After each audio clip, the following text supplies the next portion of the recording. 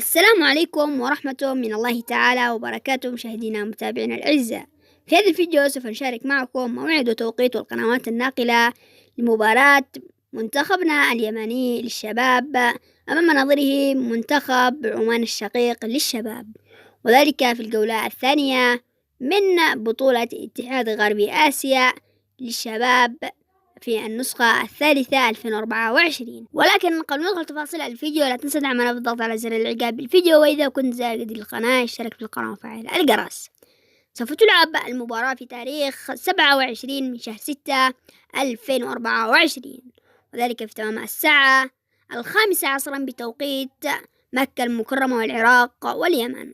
وأما القنوات الناقلة فسوف تنقل قنوات السعودية الرياضية وعمان الرياضية والسعيدة.